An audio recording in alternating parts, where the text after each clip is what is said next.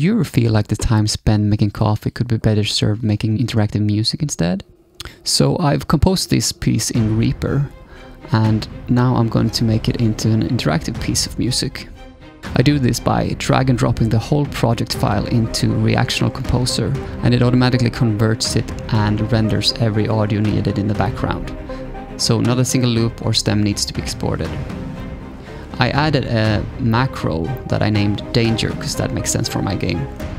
Then I started to add the first interactive plugin, which is a scale tempo. And I feel that is pretty self-explanatory actually.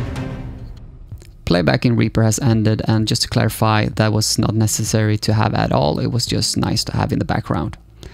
Let's add another interactive plugin, this time a modal transposition plugin. This will modally transpose the piece up or down according to the settings. I set the quantize to 1 bar, which means that any change can only happen at a bar line. Next up, we're adding a velocity multiplier. This will scale the velocity of the instruments selected and affected. Here we have a jump to section, so I'm setting that if the value goes over 0.9, then jump to part B. I'm setting the quant here to 2 bars so that the change makes most musical sense. And just for the heck of it, adding a shuffle at the lower values of the macro. Coffee's looking good and we're making great time, so we might even have time to preview this.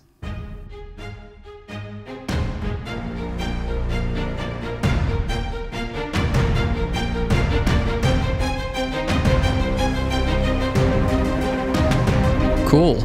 And now we're ready to export. So we pick a name, my theme, and save it into the streaming assets folder in Unity.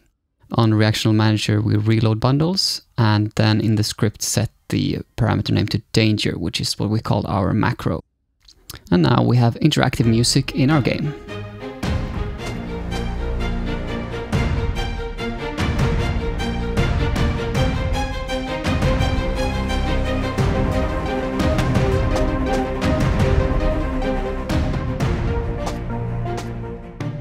Not sure you caught that, but the character animations also synced to the BPM.